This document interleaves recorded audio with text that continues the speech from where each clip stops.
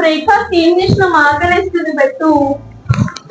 ఈ రోజు టెంపుల్ కి వెళ్దాము, తొందరగా రెడీగా స్నానం చేసేసి టెంపుల్ కి ప్రసాదాలు పెడతారు. ప్రసాదంతో బ్రేక్ఫాస్ట్ కథం. మధ్యాహ్నం అన్నదానం ఉంది, అన్నదానం లంచ్ కి కథం.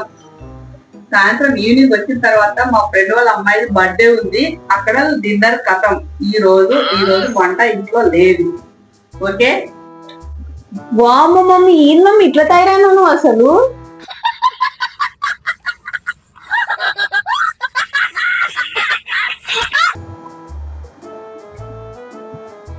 వామ్మ మమ్మీ, ఉన్న ఇంటికలని పోతేనే మమ్మీ ఏదైనా ఆయిల్ తీసుకోవచ్చు కదా, జుట్టు పెరిగేలాగా మంచిగా. అమ్మాయిలకు జుట్టు అందాన్ని ఇస్తుంది, మరి ఊడితే గిన్నెలను ఇస్తుంది. అందుకే ఉన్న అందంగా ఉంటది, ఊడితే గిన్నెలు వస్తాయి. ఆయిల్ ఎందుకే బొక్క దండ కదా ఒకటి ఖర్చు.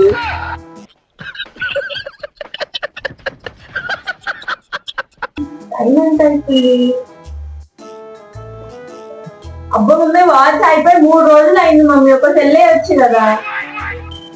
అయినా ఇప్పుడు వాచ్ తెలియదు, కానీ నీకు టైం తెలియట్లేదు అంతే కదా. నీకు టైం తెలియాలంటే నాకు ఐడియా ఉంది, చూపిస్తాను. సెల్లు లేకుండా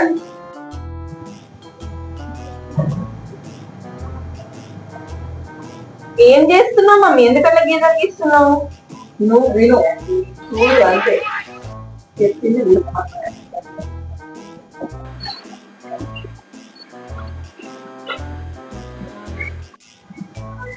ఇప్పుడు ఈ గీతలను ఎందుకు గీసినావు మమ్మీ నాకు చెప్పి. ఇప్పుడు ఈ గీతలు ఇదేమో అయినా ఇప్పుడు ఆ గీతలకి టైం ఏమైనా సంబంధం చెప్తావే ఏంటి? అయ్యో, అప్పట్లో అందరూ ఎండను చూసేనే ఎండ ఎట్లా వస్తుందో అట్లా దాన్ని టైం ఎంత అవుతుందో చెప్పేవాళ్ళు. ఇప్పుడు కూడా మనం దాన్ని ఫాలో కావచ్చు. ఇక్కడనేమో 11:30 అవుతున్నట్టు, ఇప్పుడు 11:30 అవుతుంది. నేను 3 రోజులు అబ్జర్వ్ చేస్తున్నాను. ఇక్కడనేమో 11, ఇది 10:30, ఇది 10. పొద్దున 6 కి లోపల వస్తుంది ఎండ.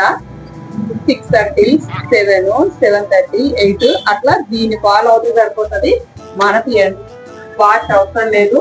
అనవసరంగా 10 రూపాయలు బొక్క అవసరమా? నడు. కాదు మమ్మీ, ఒక 10-20 రూపాయలు పెట్టి సెల్ఫ్ చేస్తే అయిపోతుంది. ఎందుకు ఇవన్నీ గీతలు గీస్తున్నావు అసలు? 10 రూపాయలు అంటే అంత ఈజీ అనిపిస్తుందా నీకు? 10 రూపాయలు అంటే అంత ఈజీ కాదు. సంపాదించడం గొప్పవాడు కాదు, దాన్ని పొదుపుగా వాడుకోవడం గొప్ప తెలుసా. మొన్న ఎలా పొదుపు చేయాలనేది మొన్న టీవీలో చూస్తున్నాను, దాన్ని ఫాలో అవుతున్నాను.